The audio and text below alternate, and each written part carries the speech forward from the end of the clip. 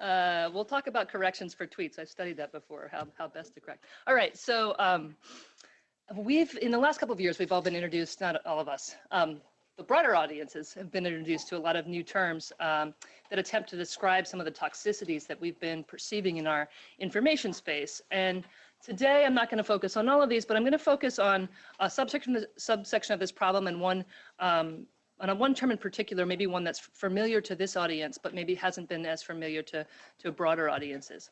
And I'm going to talk about this in the context that we've been studying it online and during crisis events. We've been looking at disinformation for several years now, but we didn't start out with the intent to focus on it. And in fact, well, like many users these days, we having a hard time getting my next slide to come up. There we go. Like many users these days, we sort of stumbled into it or down the rabbit hole. We'd actually been studying, initially, we'd been looking at how people organize during crisis events. So we've been studying online behavior, people, how they come together during crisis events to help each other and help other people during things like natural disasters, man-made disasters, and political protest events. In 2013, my collaborators and I began to study online rumors during crisis events. And in late 2015, early 2016, we began to realize that we weren't just looking at accidental rumors and misinformation, we were actually seeing pervasive disinformation. And that soon became the focus of our research. But we're not coming at this from political science. In fact, I'm not a political scientist at all. We didn't know much about the context of the sort of political context of what we were studying. We were really looking at this through computer science and social science about how people organize online. And that perspective is gonna be what informs how I'm looking at things today. But perhaps you in this room maybe have other perspectives that I can learn from at the end of this talk. So I have a couple goals for this talk. And it's part of a talk that I'm giving to a couple different kinds of audiences, so I'm going to try to tailor it as we go. But for the larger audiences that I speak to, I try to actually help them kind of understand and contextualize what disinformation is, to help situate that term in some historical context because it's being used a little bit differently now, and to provide some recent case studies of online disinformation and use those to correct some misperceptions and maybe add some nuance to our understanding. Sometimes I talk about technology and policy implications. I'm going to leave open what we talk about at the end to more kind of be driven by your questions after I present the case studies, but perhaps we'll get to some of those things as well. The first thing I want to do is to distinguish between misinformation and disinformation. And in the tech world that I work in, this is actually really important because the differences are really important when we begin to start to think about solutions. And so one high-level way to characterize the difference is simply as a matter of intent. And this is how it's often used in more sort of broader public dialogue, that misinformation is information that's false, but not necessarily deliberately so. And disinformation is information that's intentionally false. And from a high level, I think this definition works. This is the one I give to my undergraduate students, and we talk about it, and they're like, okay, I can get that, that's the difference. But in another view, disinformation isn't simply about intent. The term has other more specific meanings, a historical context. It's been connected to a particular kind of political propaganda, and it's been connected to this term, desinformation, which I'm probably not pronouncing correctly, which is originated in Soviet intelligence. Our understanding in our lab has been informed by the work of Ladislav Bittman, who was a practitioner of Soviet disinformation. He was a member of Czech intelligence, and he defected to the United States in 1968 and became a professor of disinformation studies. For folks that just ran into disinformation online and didn't know what it was, it turns out there's not a lot in the academic literature to help us understand what it is and how it works. And so Bittman was one place we could go to that was at least had some academic credentials behind it. So borrowing from Bittman, we define disinformation as a suite of tactics applied by influence agents to manipulate information spaces to achieve strategic political objectives. This constrains it. We're not just talking about marketing. We're not talking about all these things. It constrains it to a very particular kind of information tactic.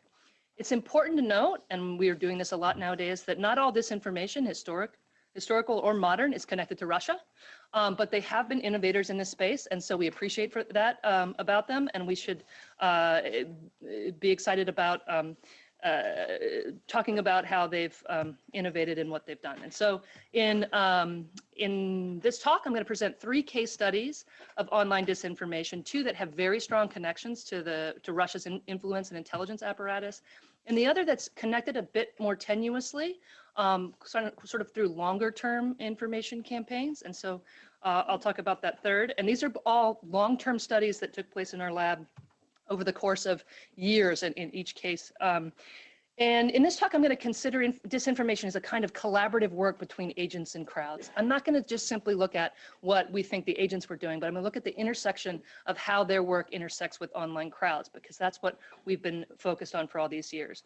I'm going to take a socio-technical perspective to focus on the collaborative aspects of an inherently complex system. We're studying how diverse and distributed groups of people connect and work together towards various outcomes, intentional and otherwise, and how that activity is shaped by the environments they work within and the norms and socio-technical structures that take place around that action.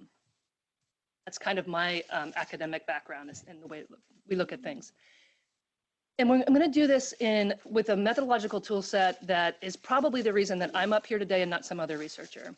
And because it was the way that we engaged with online data for all these years in the crisis informatics space that actually allowed us to see some of the patterns and behaviors that became sort of our early understanding of Russian disinformation in the online space. Our methods mix, okay? All right.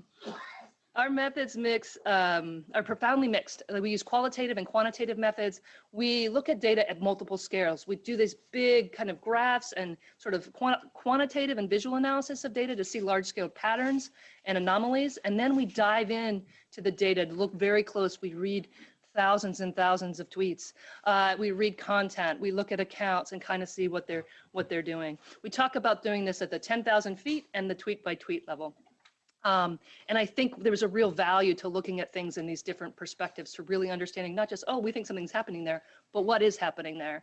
And sometimes, more often than not, it's nothing. And then sometimes those patterns actually mean something.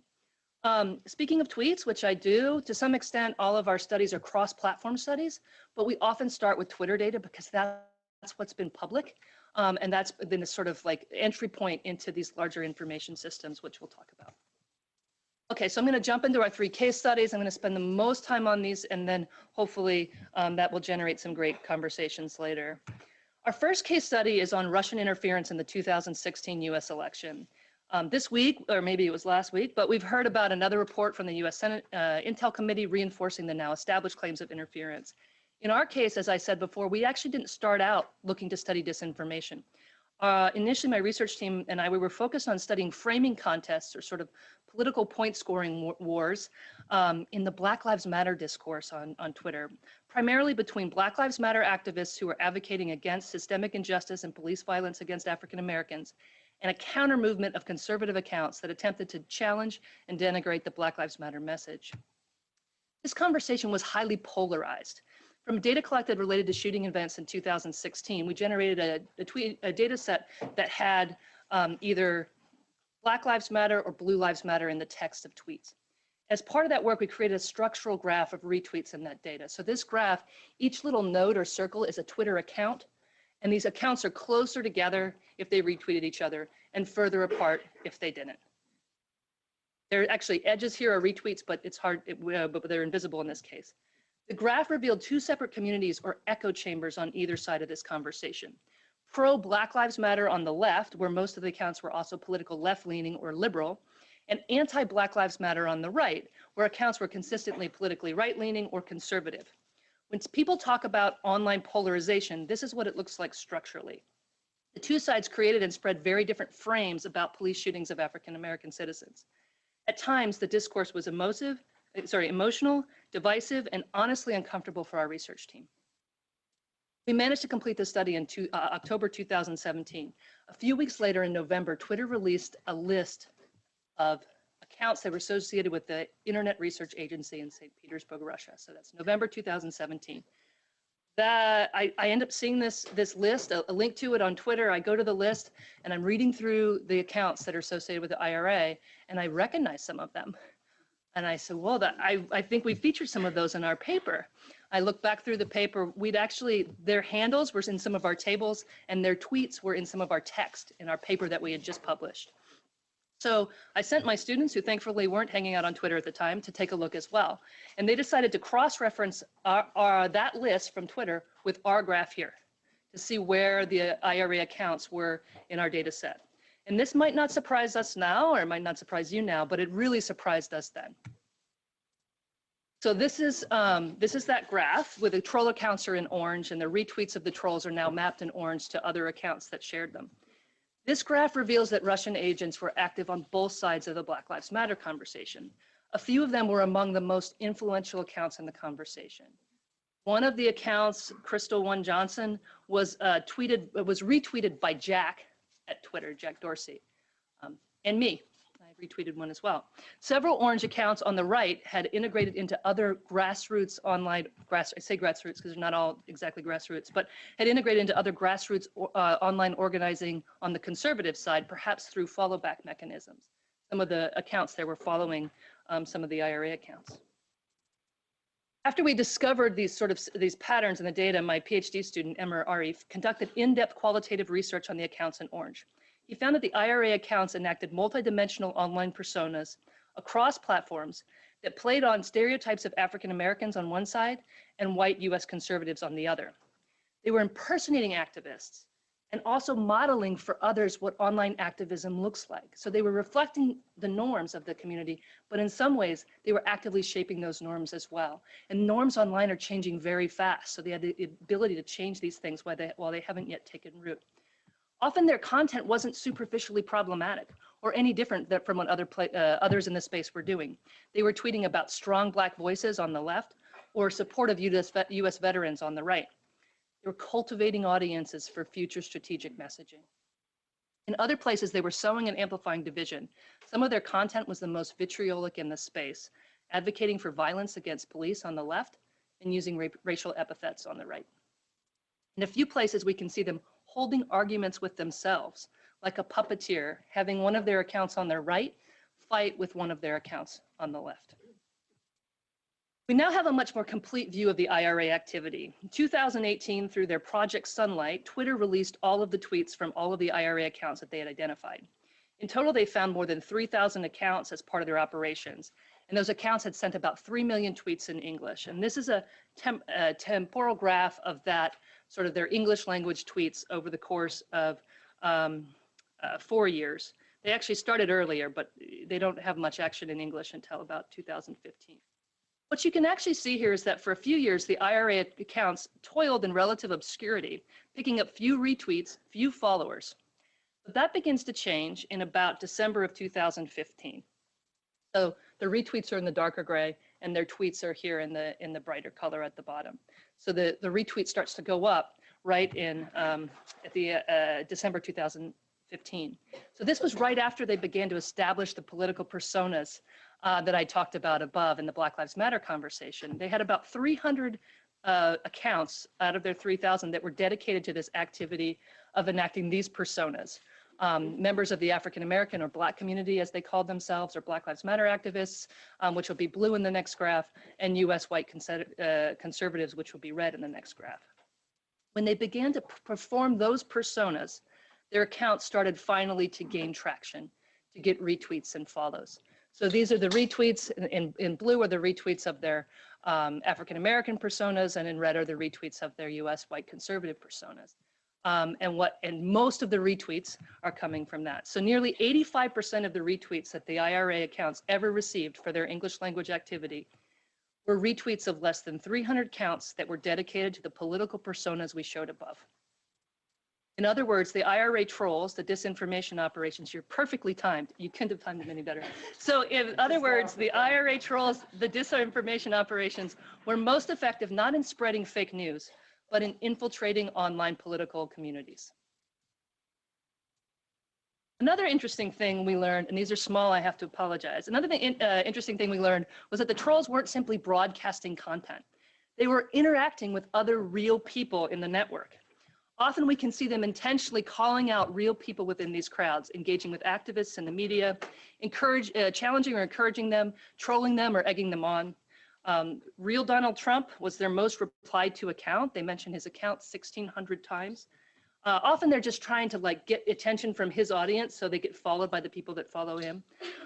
They also spend a lot of time targeting media outlets and activists. Sometimes they were replying to a retweet, or so sometimes they're just replying to a tweet, trying to get that attention, but other times they're trying to make a more personal connection. They started in on Mike here in March of 2014, I believe.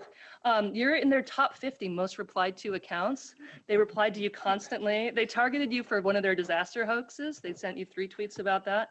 And they were trying to they're trying to spread fake disaster things, mostly I think to get, to just erode trust in information spaces.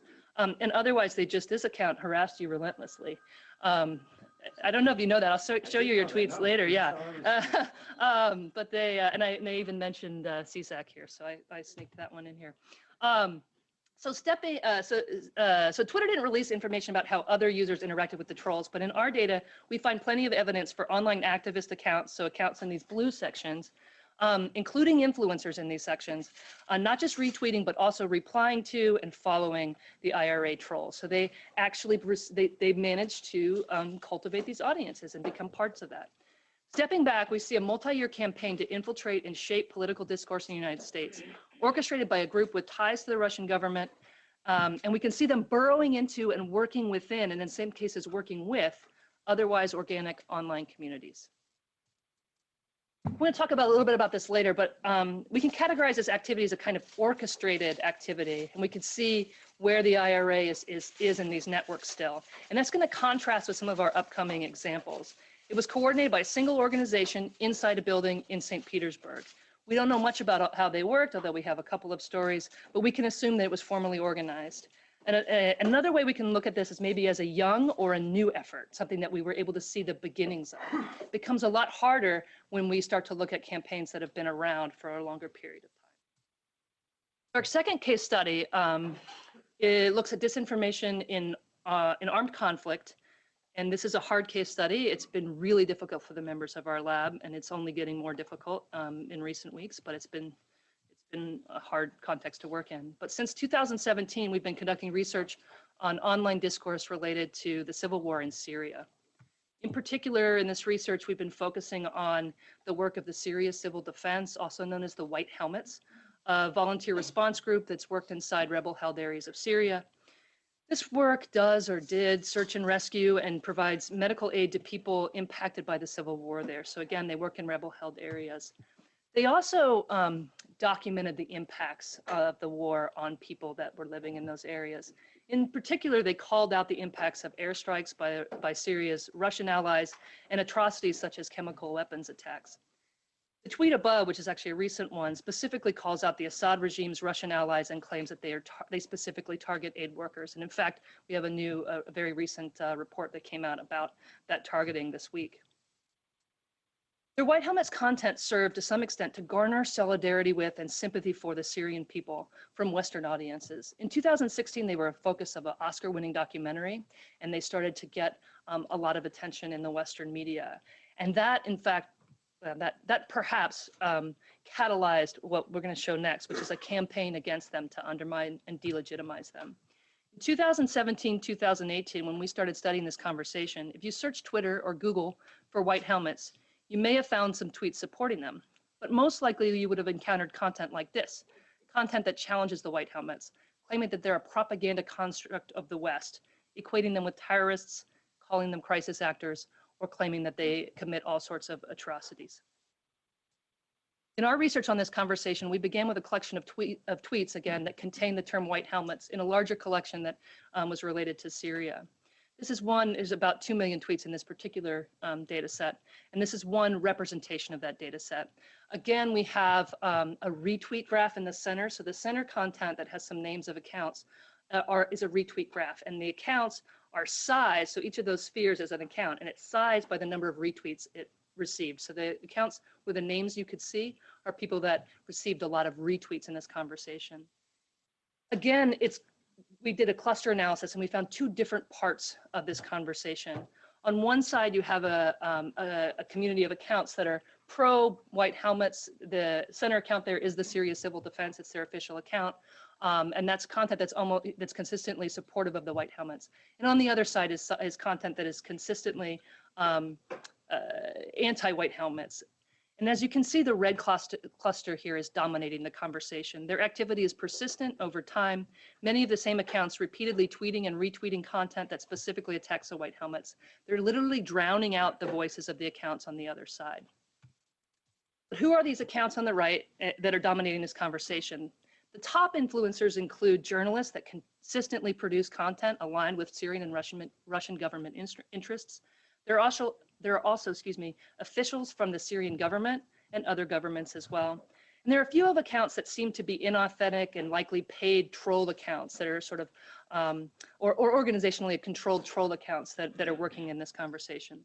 But inauthentic troll accounts make up only a tiny percentage of what's happening here. And in fact, though we looked for them, bots were not a significant part of what was happening either.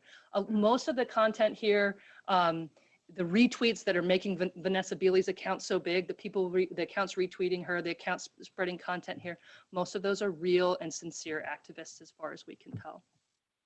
Many have been active in other political conversations. A large chunk have tweeted pro-Palestinian content before. There was a community of pro-Palestinian activists who kind of were brought into this conversation on the red part of this graph.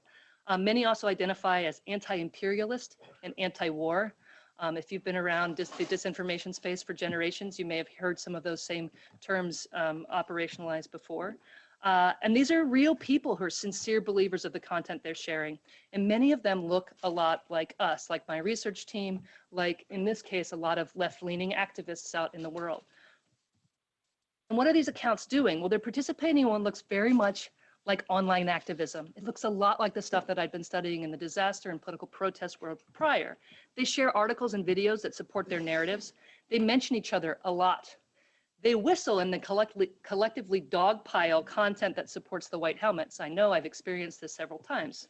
Whenever I tweet something positive about the white helmets or a graph that shows what's going on, they just pile in as fast as they can. That's how I first encountered them. These accounts, these activists are persistent. They tweet about the white helmets for months or even years. They activate at opportune times to capitalize on new information that can help them make their case, to distract from breaking news events that are not aligned with their narratives. And they organize. In many ways, they look like the disaster volunteers I used to study, using Twitter and other platforms to coordinate and collaborate, to recruit new members and to spread their messages. This is very much sort of collaborative work. Around the outside of this graph, we have a different kind of node, and these are the domains that were prominent, the websites, web domains that were prominent in the conversation. So when a tweet linked to a domain, and that domain, we have the top 20 or so here, maybe the top 30. So the domains here are sized by the number of tweets they received. And so as you can see here, YouTube is a very prominent domain in this space. It's a resource, especially for the accounts that were spreading anti-white helmets content. We're doing some research on that now. I'm not going to unpack that, but there's an interesting relationship between YouTube and Twitter that's being, again, YouTube's being used as a resource there. But I want to focus in on this part of the conversation. These two are among the top 10 domains that are tweeted by folks on the right of the graph in the pink. RT and Sputnik News, both domains are part of Russia's government media and influence apparatus. In the white helmets conversation, these news domains provide content, including video content of the conflict, interviews with voices that share their objectives. They shape narratives, they amplify voices of the anti-white helmets influencers. They repeatedly interview the journalists who are among the most retweeted in this conversation and other influencers. And often these influencers link back to their interviews on RT. So there's this cross promotion across the different platforms. You're in a broadcast, and then RT puts up a video, and then you tweet out that video to promote it. And so they're kind of making it seem like there's all this different content going on, and really it's this a same sort of small group of actors that are making themselves look very, very big. There are other domains in pink that function as a kind of gray propaganda in this space. If we want to talk about that later, I have another graph. I'm not going to show it now because you'll get like overwhelmed by too many graphs, but we do see like a set of websites that are operationalized to consistently repeat the same kinds of narratives that we see on RT and Sputnik. And in some cases, it's the same articles are being spread across all these different websites, again, to give this sense of like, you're getting all of this information that's against the white helmets, and you might think that you're triangulating when in reality, you're getting the same message just pumped through different outlets. If we step back here, we see a persistent campaign of at least partially organic political activism, supported by Russia's government media apparatus and in alignment with their strategic objectives. This isn't exactly orchestrated. There's not a single set of agents like we had in the other conversation who are sitting there tweeting and manipulating people, but in some ways it's cultivated. The Russian information apparatus amplifies friendly voices. It provides a platform for journalists whose stories align with their narratives. It lifts their profiles, gives them that social capital that they want, that they can leverage into other kinds of capital. They host content on their flagship sites, but they also allow content to flow through various gray propaganda sites, encouraging viewers to question more while spreading dozens of narratives that attempt to sow doubt about who the white helmets are and what they do. All right, my third case study is actually much older research, and it's some kind of a sense, in a sense, a much older campaign. So this is a third case study. We're going to look at conspiracy theories as a vector of disinformation. And in particular, we're looking at conspiracy theories of crisis events. We actually began to encounter this kind of disinformation in our first study. We just didn't know what it was. So the first event we looked at when we were looking at online rumoring was the 2013 Boston Marathon bombings. And this is a tweet that was sent within a day of the bombings, and it was a part of a bigger rumor that we looked at. And I'm going to read it because I think it's really interesting. Boston bombing smells like a CIA black ops false flag setup. Again, don't be fooled by the mainstream media lies. At the time, we were like, what is this even about? And now, think about this. This just looks like we've seen this same kind of sentiment. It's like, it's pervasive in our information sphere. And this is just, you know, what is it, 6 years later, 7 years later? So this at the time was part of this strange rumor for us. It was kind of marginal. It was very different from the others we studied. And it claimed that the event hadn't happened as the media was describing, that it was a false flag that was really perpetrated by the CIA. Over time, we kept seeing this same kind of rumor in event after event after event. They would say it was a false flag with hidden perpetrators, that it was a hoax event staged by crisis actors. Interestingly, the white helmets were also called this crisis actors thing. Again, a term that we'd never heard of in 2013 and then is now sort of part of our collective vocabulary. But back to this case. So each new event spawned a new round of conspiracy theorizing. The same themes came up again and again. Western governments target their own people, the media lies. One thing that always interested us was those strange websites that they cited. InfoWars, the first time we encountered InfoWars. Your Newswire, Veterans Today, Activist Post. So we mapped out this space of the different websites that were cited in this conversation about crisis events and claiming that they weren't happening. And in this graph, each node is a website, and the nodes are connected when the same user shared content to both websites. So it shows like where users go for their information. On the red side are domains that actually shared content that were claiming that these crisis events were not happening as they seemed, that they were conspiracy theories. And in the blue were sites that tried to actively debunk those conspiracy theories. We don't know if that worked, but they were trying to actively debunk it. And in the yellow were actually sites that were brought into this conversation by people that were trying to spread the conspiracy theory, but didn't actively share the conspiracy theory in this case. And so the yellow sites are more sort of a neutral kind. So they're part of the conversation, but not necessarily actively spreading the disinformation. So after creating this graph, I conducted content analysis of the different web domains. I read a bunch of content on each of these websites, and I don't necessarily recommend that. It took me years to recover. It took me years to recover. It was very disorienting. So that analysis revealed this ecosystem to be supporting a variety of different conspiracy theories and pseudoscientific claims. They were critical of Western governments. They were anti-media and anti-science. The content consistently reflected what we now would call populist ideologies and anti-Semitic themes. So both of these were very prominent. It also contained many and diverse claims about powerful people controlling world events, a sort of all-encompassing conspiracy theory through which to interpret each new event. In some ways, it reflected a kind of corrupted epistemology or way of thinking about the world and way of making knowledge, a way of knowing that was anchored in a kind of nihilistic skepticism. Another thing we noticed in the red side of the graph was the presence of state-controlled media and think tanks within primarily the red areas, but so often they were yellow nodes. That's just part of the conversation that people that went to those red websites also go to RT and Sputnik for their diets. These websites were resources for people sharing this content. They were amplifying and shaping their views. And interestingly, this media ecosystem has this very strong overlap with the media ecosystem surrounding the anti-white helmets conversation. Many of the same websites appear in both graphs. So this activity is not orchestrated, but it's organic. It's strategically cultivated and amplified when useful, but it's not as if the Russian government is telling conspiracy theorists in the United States to go start a new conspiracy theory after a Sandy Hook happens. This is happening organically, but it's building off of themes and narratives that reflect old campaigns of disinformation. And you can see that once these kind of campaigns have taken root, they've shaped a way of thinking about the world that makes that community soft for new vectors of disinformation or new conspiracy theories that might align with their needs. These people don't necessarily need to be told to start these things. For each new event, they generate new theories based on old themes, explaining that event is another example of a grand conspiracy of powerful people manipulating events where the mainstream media lies to cover up for them. They then assemble the information and evidence from each new event into a new conspiracy theory. We can also see them, we can often see them discussing, sorry, that's the second time I did that same thing.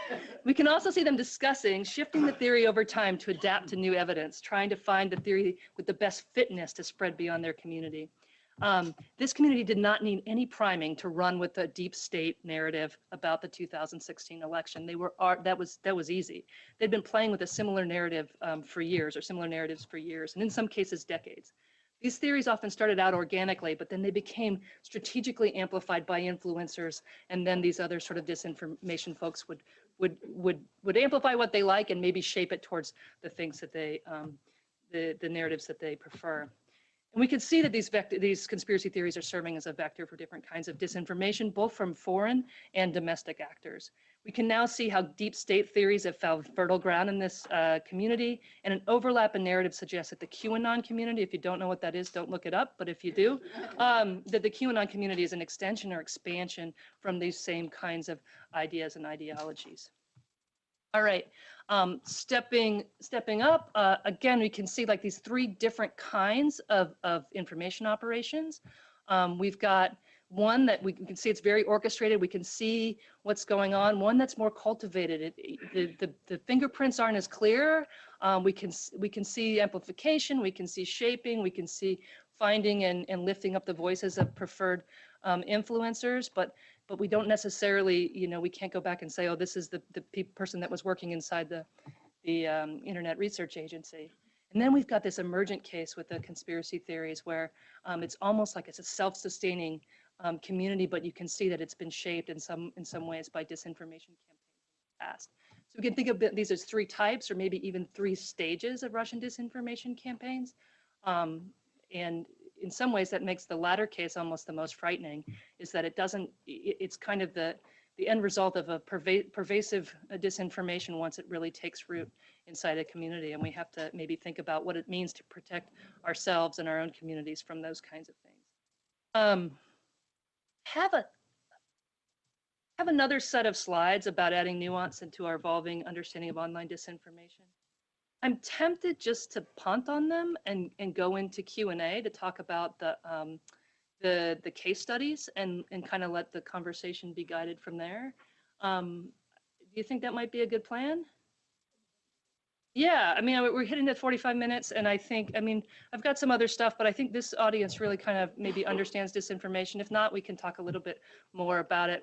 I guess the high level things that I really want to say here is, we've been thinking about reconceptualize the unit of analysis from the tech companies about what disinformation is, to try to take it away from concentrating on a single post or a single, like the veracity of a single post, and to look more at the campaign level of how about all these things come together in order to spread a certain set of, not even one narrative, it's usually a set of narratives, like in the White Helmets case.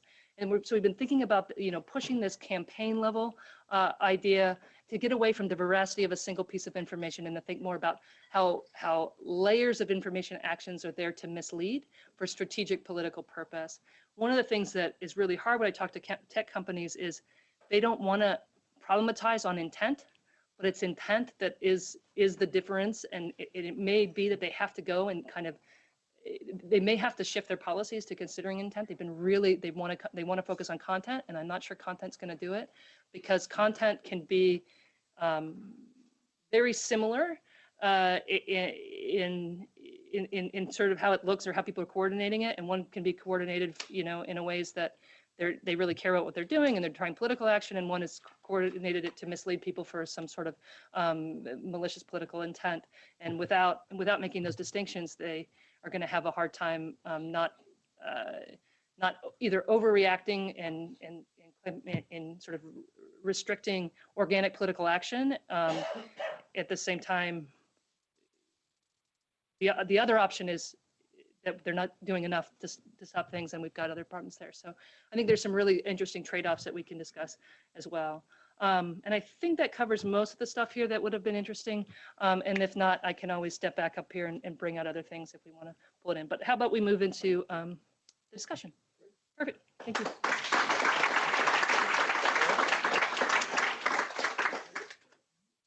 Ask a question which I asked you a year ago, but I'll ask for this audience, because there's some really intriguing maps that you've done up there that show things like connections to RT and Sputnik. How long did it take you to develop that kind of map? And how long would it take to get to a place where you could actually begin to develop those maps fairly quickly to begin to highlight campaigns, urging as opposed to looking back on campaigns? So let's see, that's actually a really interesting question. To actually create a map, once I know what property I want to make the map out of. So the most interesting work is to actually think about what property you want to make the map on that's going to show you the insights that you want to see. Retweet graphs are really standard. I showed a couple of those. But the graph with the different media of like attaching through user patterns, it actually took a while to conceptualize what graph do I want? How do I make that? But in terms of pushing a button and generating the graph, 15 minutes. Once you have the practice, you just have to have the data in place and know which data to focus on. If your data are too big, those graphs are just a mess and you can't see anything. And once they get past, 100,000 nodes, the software doesn't work anymore. So there's like some limitations on like, you have to know what phenomenon you're looking at, how do you scope it, how do you trim it in order to be able to make a graph that's digestible for a researcher or as a communicative device. We're actually using the same graphs that we use for our research as our communication. So these are the graphs that we were interpreting, and then I'm showing you, so we're not changing it over, but there may be times where there's a difference between like what you want to, how you want to communicate something and how you see it. But you're actually seeing our actual artifacts that we use to interpret. We can do, I've started to do real-time ones. The problem with doing things in real time is sometimes you get impressions that something's going on in the graph, and because the graph will show something, and it turns out that it's not anything once you dive in and look at it. And so there's a danger in putting out some of those things, because people can, especially an untrained eye who doesn't have the data to go look at it, can make the wrong interpretation of what might be there. So that's the reason that I haven't been pushing out real-time graphs. We have the capacity, but I rarely do it. And the one time I did a real-time graph was the one time I got just body slammed and pile driven by all the anti-white helmets folks. My first graph of their media space, they did not like it at all. It was not wrong. That's probably why they didn't like it. Yeah, no, they did not like it. That was my signal, like, oh, there's something going on here. They really don't like my graph. Okay, well, let me open up to questions. Could I ask, before your question, a name, affiliation, and then have a question mark at whatever you have to say. Catherine. Okay, so I have two. One is a probably quick and easy question. So you showed how much overlap there was between IRA folks and then you're identified. So how do you? I mean, this is a question for you. It's a question for Alex. How are you so? How do you know? How do you identify them? We don't, yeah. We're going to get to the policy issues. And so the bigger question is, how do we deal with this? What's the... Yeah. So the first one is, how do we know? Alex, you're standing Oh, there we are. Hello. There's seats right there. Yeah, put them in the hot They're seats. reserved. No, Yeah. they're They're reserved for you. Seriously. So we don't know. So our graph, so we had a different conversation we were looking at. The only reason we knew that those were IRA trolls, the only reason we were able to do the IRA research was because Twitter released those handles. And Twitter was able to do it because they have information that even as a researcher, I'm grabbing their data, they're not giving researchers things like IP addresses and other kinds of metadata signals that they have internally. And so what happened was Twitter released those. And why they released them, Renee knows a little bit more of the background of why they released that initial set, but it was in conversation with the US Senate Intel at the time. And so they were having conversations. But that was what enabled us to have this study and be able to say with certainty, because we were like, there's something weird here, but we don't know. But you had identified them. No, their lists, we had identified them as just part of this conversation. Right. We were just talking about them as we considered them participants in a Black Lives Matter conversation. We didn't know that they were external IRA trolls that were purposely trying to manipulate that conversation. So we had featured them just thinking that we treated them like any other account there. And so it shows like how what even as a researcher, we're reporting on what appears to be political discourse, and it was being manipulated.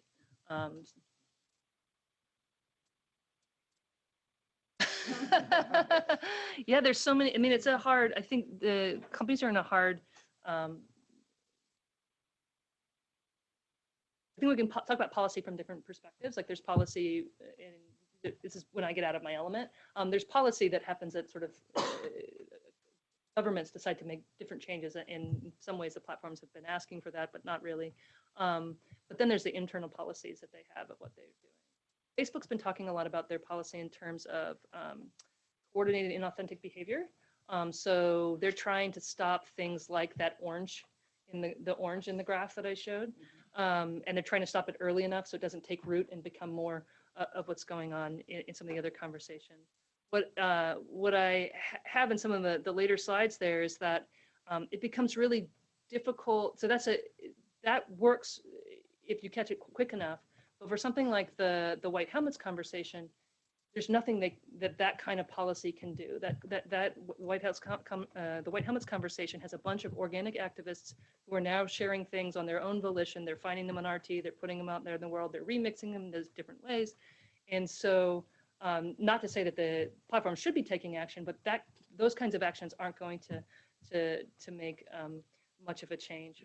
And again, I guess I'll get back to that. What I kind of got into a little bit at the end was, I think they need to operationalize on the level of campaign if they can. It's a little slower unit of analysis, but I think individual pieces are going to be hard. Individual pieces of misinformation are and doing it by content, I don't think it's going to work. You have to do it by campaign level. But they also have to consider not just the coordinated actors, but sort of how these actions are being taken up by members of the crowd and passed off. And so I think disinformation remains disinformation, even when it's being tweeted or retweeted by a downstream person who doesn't know that they're part. Like it's unwitting crowds. I start talking about unwitting crowds. It's like, it's not just bots and trolls, it's unwitting crowds. And I think the platforms don't yet know what to do with the unwitting crowds, because you run into this thing about freedom of speech and not wanting to take action against organic activism. Once your organic activism is shaped by disinformation, it becomes a kind of a difficult problem. They say one thing on the attribution. Really two kinds of attribution, and Renee and I are on that. There's the clustering of these accounts. No, different paper. There's the clustering of these accounts are doing something together that is sketchy, and then actually tying that cluster or individual parts of that cluster to world actors that has been and will continue to be outside of government. What data has been. Like Twitter's attribution actually came from Facebook's attribution. Our attribution came from the fact that we had things like people pretending to turn off their GPS location, the fact that all the internet research agencies and put that on there. And so that like you're just dealing with millennials, and so they're logged into Instagram all day while they're also doing their job. And so that kind of thing can be very strong attribution that is almost impossible to do. So like we're running into like a really significant problem on the outside of like how are we going to say this and how much should we just trust the companies to do it? And how does how do we get an understanding of these things from a research point of view when the platforms are actually incentivized not to share a lot of this information? And they've been sharing it in some productive ways. I'm not going to fault them. They have some good programs out right now. Facebook is putting out data in chunks, and Twitter is as well. But as an external researcher trying to solve it, we were totally at the whim of whether or not the platforms wanted to. Because I can tell you there's something weird in a conversation all day, but I can't tell you why. I can't say it's weird because it's being operated by this group, because I can't do the ties there. I can just say I ran the Senate.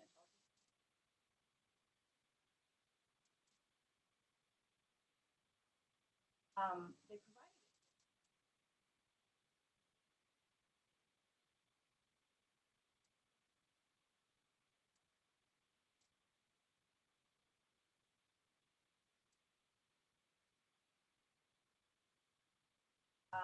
incorporated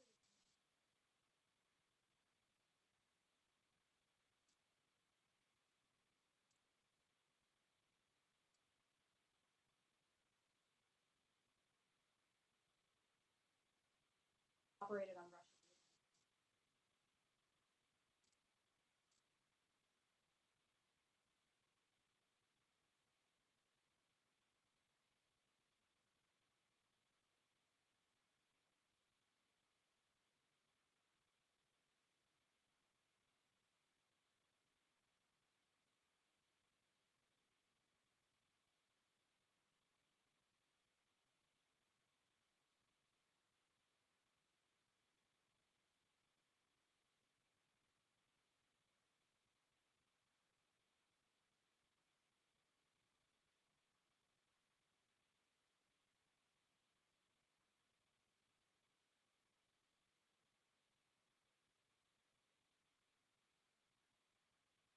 yeah, I think that's difficult. I mean, to infer intent, you have to actually be able to see the kind of the multiple narratives layered together. For something like the white helmets, by seeing the multiple narratives layered together, you can get a sense of like, okay, these are multiple conflicting narratives coming through the same groups of actors that are all there to denigrate and delegitimize, right? So, but yeah, no,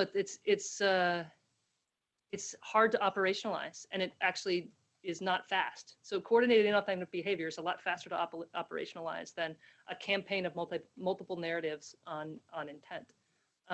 But for something that's already taken root, like in the white helmets community, the anti-white helmets community, you're coordinating inauthentic behavior. You're not going to see it's not inauthentic. It's coordinated, but it's people that are actually using their own accounts or longstanding personas that they've had in spaces. And they are, for all intents and purposes, activists. So yeah, I don't have a great answer for how to do it, but I just don't think it's going to work without it.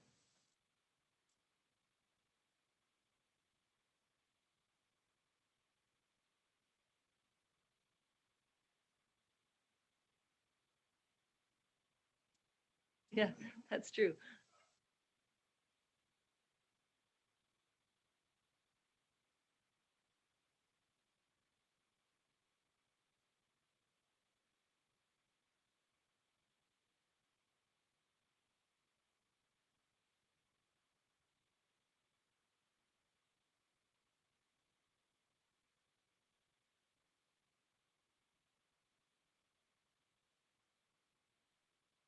Yeah,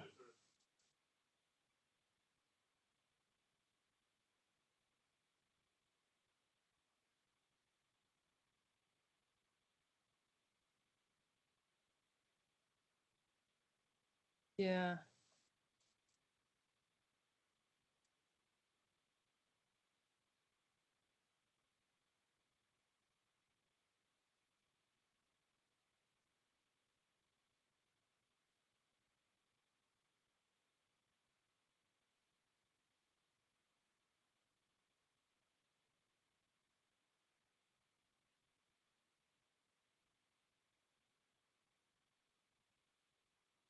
yeah.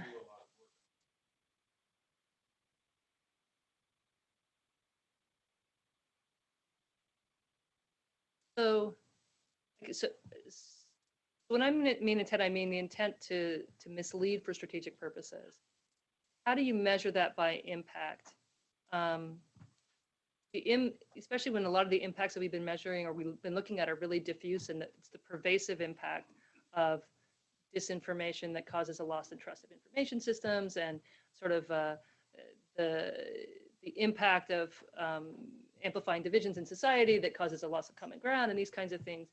And so how do you measure impact?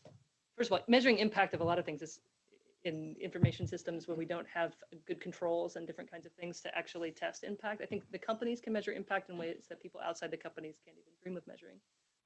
But how do we think about measuring impact in these small ways to take action on a small scale that could then protect us from the more pervasive impacts of like a loss in trust in information?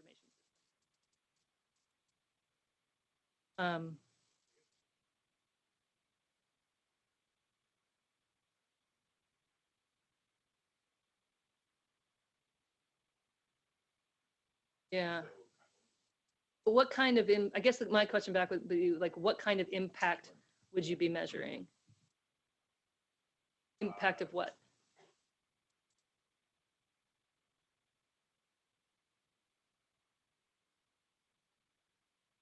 Yeah.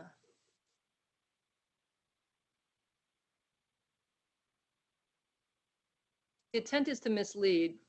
The impact would be that they're misled, but the real impact, not the real impact, one of the more profound impacts we've been talking about is in our community is sort of just the loss of trust in the information systems.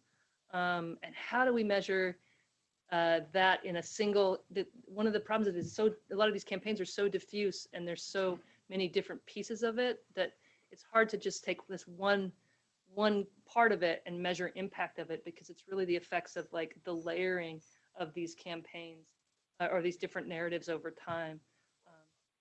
And it's all cross-platform, right? And we didn't pick this up earlier, but we're all focusing on Twitter, and there's a lot of bashing of Twitter in there too. Like the reason we're focused on Twitter is we have the data from Twitter, and Renee has seen data from Facebook that not everybody has, and so there's actually like this is completely cross-platform, and Twitter is a place where disinformation reaches influencers like media and political leaders.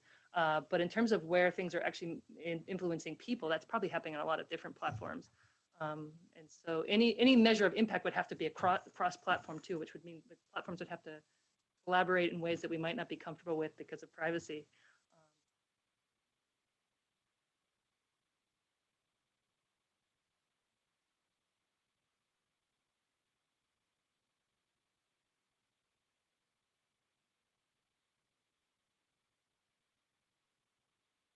Right. Yeah, I tried to put all the accounts that they identified as like they couldn't possibly, yeah, for various reasons, and there's still tons of the same.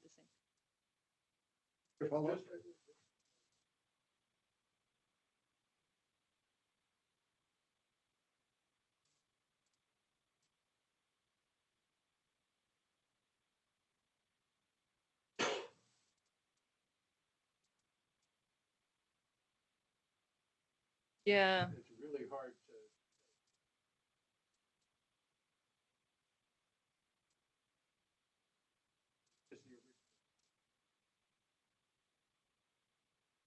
It's often hard to find the original source in online environments. So information provenance is tricky, especially in cross-platform kinds of things.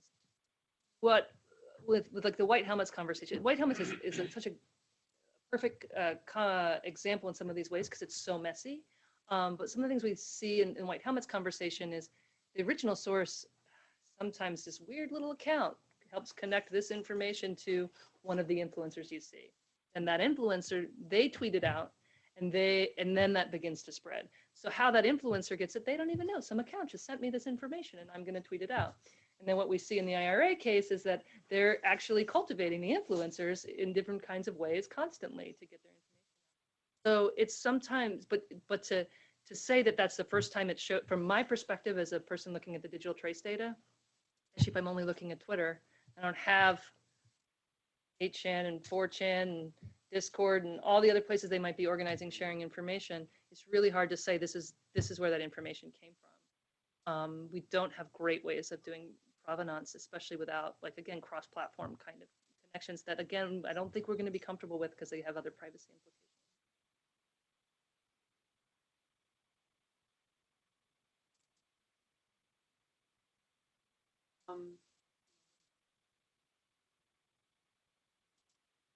White helmets, running a lot of the anti-white helmets, you put RT up, that's not journalism.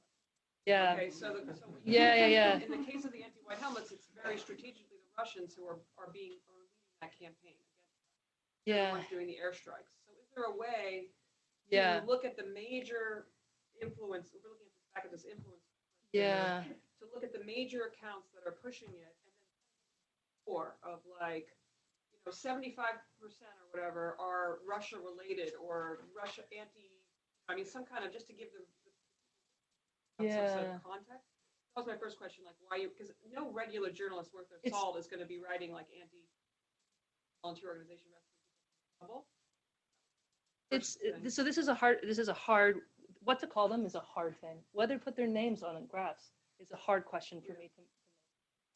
The reason I do is because they call themselves journalists and they have certain sides of crowds. Mm-hmm. If they call themselves a private citizen, I wouldn't want to be showing their names in a graph because I would feel like I would be. So there's something there about, for instance, Vanessa Beeley's name is there in large letters. This is a journalist who appears regularly on RT in all these places. She tweets out content. She's interviewed on RT. She's posting things.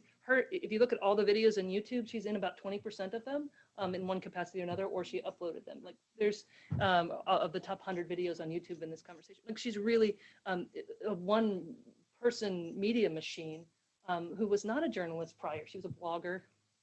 Right. It's very clear. This is a Russian campaign. It is, and it isn't to the people involved in it. But yes, right. Like it is. There's other journalists in there. Max Blumenthal, Glenn Greenwald, a couple other ones who are less. Yeah. Culture. What'd you say? Culture. Oh yes, yeah. There's other people that have been award-winning journalists or featured in videos in that campaign. And a lot of people that would say that they're independent journalists for alternative media environments, and so they do call themselves journalists. And I'm not sure how we differentiate that. That's what's messy. But I think even highlighting the fact that such a prominent player, a pusher of that, is a RT paid blogger or whatever, just somehow putting that as a. By the way, this campaign. I don't know how Facebook does it, but just sort of. Yeah, later in this a little more friction in the shares in general on this stuff. So people like, can some kind of public service announcement? We're noticing this thing is trending. Just some background on who some of the main players are, like a little text. I don't know. Yeah. Well, one of the things that the guilt by association is a tactic they use really, really well, and then to reverse it and use it on them, I think that would be. Interesting and may backfire for the communities that are most vulnerable to this, but I agree there's value. One of the things that I talked about in the past is a lot of the media. So when we look at the surrounding media ecosystem that supports that conversation, all these different websites, all these different articles or whatever, Vanessa Beeley has written like 30% of them. But they get real. That might be a little exaggeration, but of the most prominent ones, she writes a lot of the articles, and they get repurposed and remixed and cut up and copied and pasted and reblogged all over all of these different media outlets. So when you look at the conversation, as our students did, they went and read content about the white helmets before we did any analysis, but completely disoriented, and most of them for a while believed a lot of it. It took them a while to get out of it, and one never did totally get out of it. But, so it was really disorienting. It was very effective, and I'm not making fun of the students at all. I think it's very effective, and especially effective if it's targeted towards you and it's a left-leaning kind of conversation. It was targeted towards them. But we start to see the same article in all these different places, and so at first they thought they were triangulating. They were looking at something on the right and something on the left and something that seemed to be independent or whatever. And then they were like, and then we realized it wasn't that we were just getting the same ideas. It was actually literally the same article. It's getting copied and pasted on all these different places. I don't think it would be very hard for a web browser to tell you where else that article appears. And if, okay, I'm reading this article also appears on RT and Sputnik and before it's news, and you can highlight like these 3 are conspiracy theory sites and these 4 are clickbait and this is Russian. And that kind of signal I don't think would be that hard. And I think it could be a really easy, this is something that came up when I was talking with folks at Mozilla last week. I'm like, yeah, no, I don't think it would be. That's where like, well, maybe this is an idea that would, but something like that. I think there are ways to give signals about provenance to users. So I'm much more on I come from a human-centered background. I'm much more on an agency for users kind of perspective rather than like a heavy-handed. So for me, it's like, how do I communicate with those people in the blue on the graph, or in the Black Lives Matter graph, or in other users that might get pulled into the white helmets conversation? How do we signal with that before they get pulled in? How do we signal, like, where are you in these graphs? What's going on? Who are these people you're seeing? What are these media you're seeing? Like, how do we give them signals about the provenance of information and backgrounds of who these people actually are?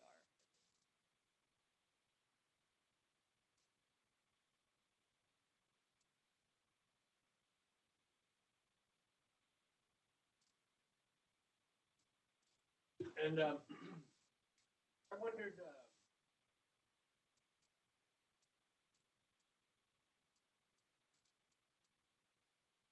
but they're interviewing Russian interference in 2016 election. He laughs it off and he says, Russian interference, the biggest.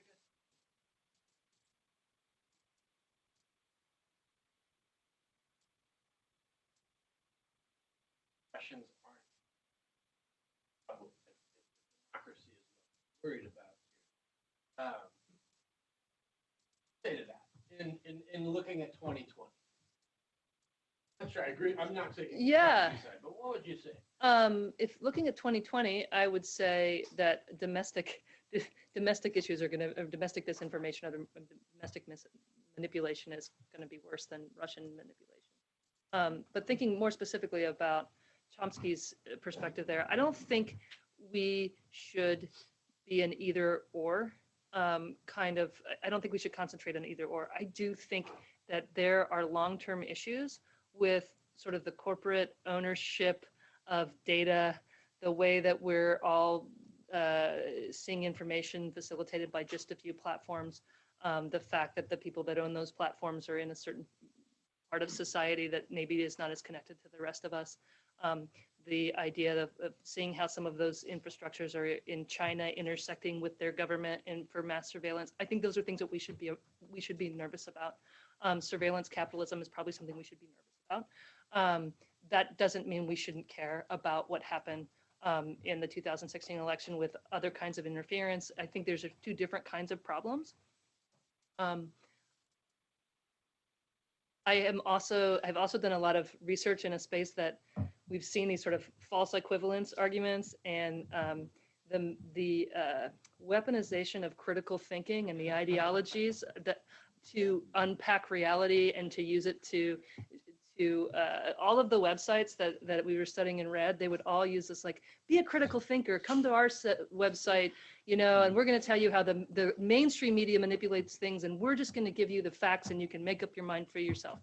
And that's actually there's a false dichotomy in there too, but those folks love Noam Chomsky. They do, and not to say that he's not wrong, but that also we can be nervous about both things. Yeah.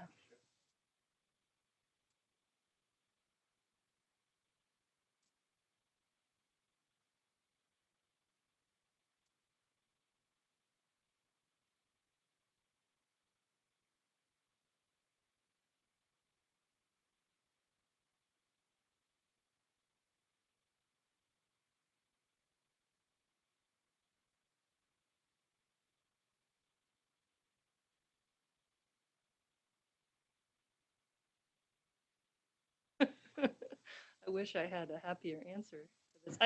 I'm supposed to be giving not as depressing talks. I'm on sabbatical and everything, but this is hard for me because I think that platforms have made some changes around foreign disinformation that are going to make us feel a little bit more protected from that in this next cycle, but I'm not sure that's where the threat lies. And certainly I don't think there's a lot of higher level policy changes that have been made. I don't know. I think the threat this time around is from domestic disinformation operations and influence operations. And I do think there are portions of, there's portions of the public that are a little bit more aware and maybe have made some changes. And I think platforms have made some changes, but I'm not sure that means that we're much better off going into 2020. I'm a little bit nervous. I might ask Alex about this one. Yeah, I totally agree. I mean, I think in a lot of developed countries, domestic is worse, right? It's not illegal. So if you're an American and you set up a Russian-style internet research, violate the policies of Twitter and Facebook, and there's no mechanism by which to stop it, and then also there's nobody in charge of that. So I mean, one of the big problems in 2016 was nobody was looking for this, right? So at the companies, we didn't have teams whose job it was to work on forms, and we had teams that worked on malware and account takeovers and hacking, but not on this. And then that was true in the government too. There was nobody at the FBI who was doing this kind of work. That's all changed. But when you talk to the people at FBI or in the IC who work on this, they are uniquely focused on foreign because of the First Amendment. Because like, the FBI is not allowed to do anything without a legal that a crime was committed, and if you're not committing a crime, and so while the companies have private groups who are working on enforcing their policies, those policies are mostly focused on foreigners, mostly focused on transparency. And so if you wanted to do this, it's happening. And there were domestic operations in 2016. We didn't problematize them because it was easier to problematize foreign influence in a lot of different ways. But you can go online and you can very quickly find the people who think that they memed President Trump into his win and memed him into the presidency. And there are groups of people that are online activists that are happy to be manipulating discourse in different ways. And I don't know if we know how connected they are to formally organized actors or foreign actors, but certainly many of them are domestic, and they are just as active as ever. And if you want to see some QAnon data, I will show you what that looks like. It's not a happy place, but there are all sorts of domestic things happening that are a lot less easy to make a simple case for shutting down than the IRA influence operations. And also, the only people who have done anything is so that part of the basic data problem here. So Kate's right. Like Twitter gets a lot of crap because they're the most open. But all we know about all Russian disinformation comes from their own internal investigation. We know nothing about 8chan, 4chan, Pinterest, Reddit, 1,050 users. Well, we know Instagram because we did that. But like Instagram was bad, but there's like this huge long tail of user-generated content companies for which there's nobody looking inside of them, and there's no legal capability for anybody. And so you could still have a massive foreign influence operation. You just have to avoid those. I actually I saw Frank in the back, and I want to make sure that you got him on the list. Waving his hand. Frank, it's a bank shot to you.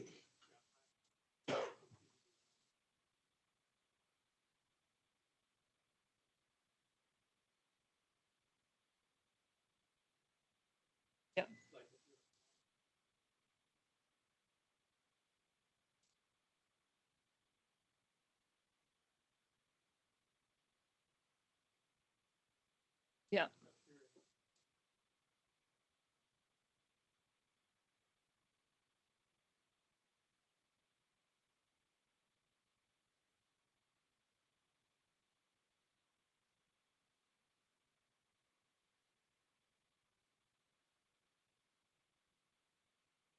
I don't know the answer to that. I mean, I've heard the comparison of like, okay, this is similar to different kinds of marketing things, and there seems to be some cross-fertilization that happened between modern online disinformation and sort of modern online marketing going on in different ways, whether they're learning from each other or whether they're hiring some of the same people, we don't know, but there is some cross-fertilization. But I actually don't know much about what the platforms did to take action against sort of that other kind of manipulation.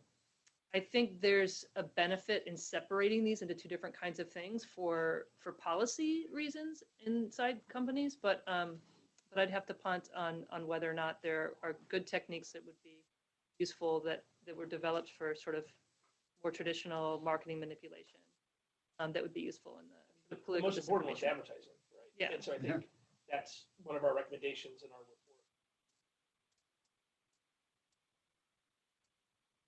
Political ads. Yeah. And so, but that's like, this question is like, is it okay to get manipulated to buy a Toyota? Is that like morally a better thing than being manipulated? There's also, I mean, one is like manipulated to buy a product versus manipulated to think poorly of the competing product, which is a different kind of, so misleading to denigrate is different than trying to sincerely promote. So I think when I think about intent, there's a difference between sincerely promoting your product with techniques versus like insincerely denigrating or attacking, or as Bittman would put, it's like public relations in reverse. Disinformation or active measures are more like public relations in reverse, trying to tear something down using this. I think there's benefit in kind of looking at it. I'm sorry, I don't have a great answer, but I think that there might be benefit in looking at those things separately, even though there might be some similarities. So, Mike from Fall Stanford, my question's kind of related. You can decide if it's related or not. Two different questions. So one is, you're and lots of other people are looking at data where we have it, right? Yeah. We're all aware that there's lots of other things going on in the ecosystem of talk radio, CNN, Fox. I mean, all of that stuff is not here, right? If you had a major, let's say Hewlett gave you as many resources, would there be a way to map this out to the entire ecosystem? How information,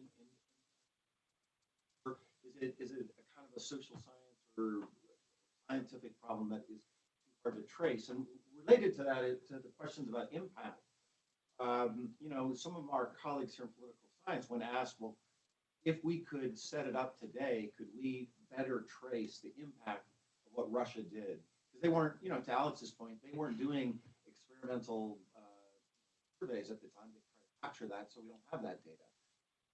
They're not quite sure if they could or not, given that the ecosystem is so large. How do you isolate independent one causal factor, the Russian piece of it? So the first question is the one I'm more interested in. And is there, maybe that research is happening and I just don't know about it. But you know, I think about my own self as, you know, I'm on Facebook, I'm on podcasts, I'm on TV, and I'm manipulating that content in all kinds of domains. This piece is just one of that. How would we capture it in a kind of? I am in, if there are two camps of like, can this be measured or can we measure impact? I am probably pretty firmly in the we're not going to be able to measure impact in the ways that the people who ask us to measure impact would demand in order to make their. I think there is too diffuse. I think there's too many second and third order effects of like how like slowly you get changed by this set of narratives, and that makes you, you know, more susceptible to this, or you've been watching Fox News for 10 years, and then the deep state theory, you see it on your Facebook, and unwinding them all. There's no control for like taking disinformation out of the system and then comparing people that experienced a, you know, a world without it to people that experienced a world with it. And I think it's coming at us from too many different places, and the effects are long-term, they're structural, they're in our offline network, or social networks, our online social networks, and how the algorithms distribute things, and the influencers themselves have been influenced. So we see like disinformation coming up through our mainstream media, and to work out all, it's just too much of a complex and chaotic system to get these really simple, like this campaign had this effect. And I just don't think we're going to be able to measure it. I think some of the people that ask for that know that it can't be measured, and they're like, oh, we had no effect because you can't measure it. Well, no, it's not. They're meant not to be measurable. In fact, when you look at the history of disinformation, like Bittman will talk about, they didn't even, they knew they couldn't measure it. These things are too diffuse. Even back then, it was too diffuse to be able to measure it. Of course, they use that to always say that they worked, so they would get more money from their supervisors. So it works in both directions. But I think it's really a really hard question. Okay, we have 5 minutes, and I have time for 3 questions. I'll take the 3 people I saw here, and then back here. But I take the questions at one time. Yeah, you go first.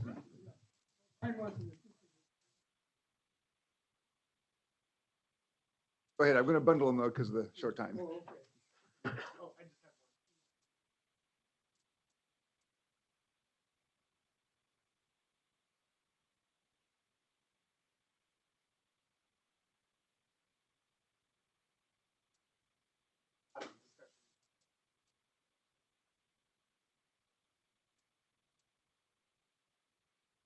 Yeah.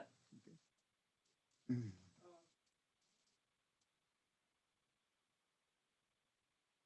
In Russia, probably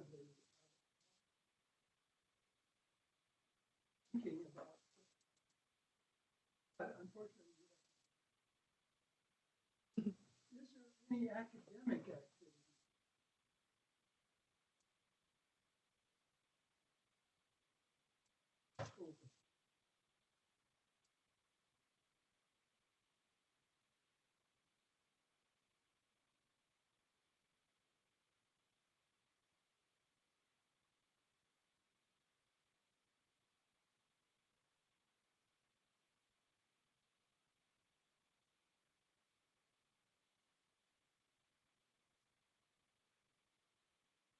Because we got the questions in by 1:30. We'll see what you can do the answers.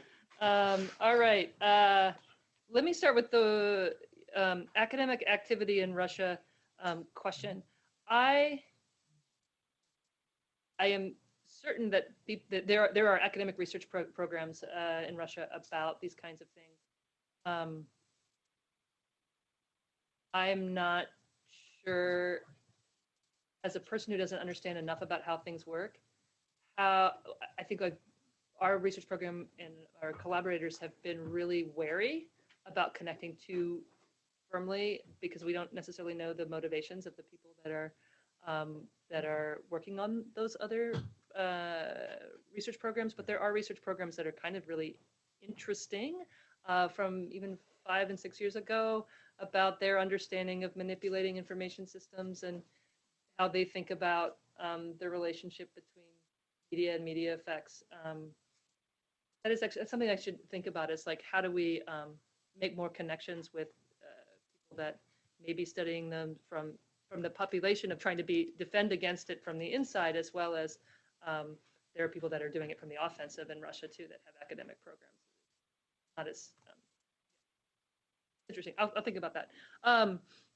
Then I want to go into the recommendations for tech companies, and I'm not going to answer exactly how you wanted it because I'm going to answer a slightly different question.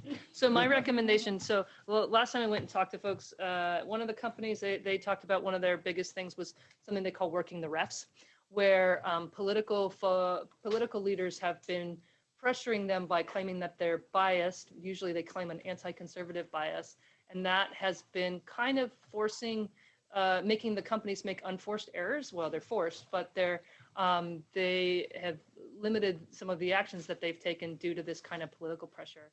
And my recommendations for the companies, well, there are a couple pieces of them. One is that the people that are in power here, and it's not just in the US, disinformation is happening all over the world. It's not just Russian, it's happening in all sorts of different contexts and different kinds of ways. The people that are benefiting from it are now in power in a lot of places. And anything the companies do to take a chunk out of the ways that they gain power is going to be called bias. And so I think the companies have to stop pretending that there's a way to be neutral. There's no way to be neutral. I don't think they need to be thinking about right versus left. I think they need to think about what their values are in the sense of like supporting democratic discourse or some other kinds of things. And instead of saying, oh, I want to be neutral. I think they need to say what their values are, own those values, grow roots in those values, and stop being blown over by these disingenuous attacks of political bias. And that is kind of my recommendation for the tech companies. And I think if they could do that, they would make different decisions than the ones that they made in the last couple of weeks. In my opinion, you can see where those are coming from. When I've said that to people, I've said that to all sorts of people. Let's see. A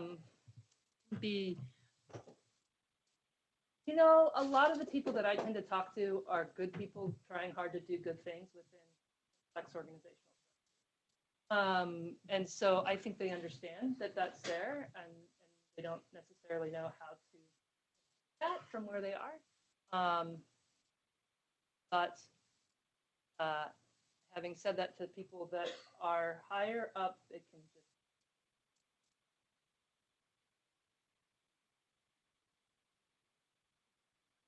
I can name a couple acute cases, but I won't say them publicly because they're off the record. But yeah, but I think they know. I think they know that that's what's happening. They don't know how to deal with it. That's why they say it's called working the reps. They're feeling like they're being worked. They're the reps, and they're being. I think that's all I have. Okay. Yes. Great.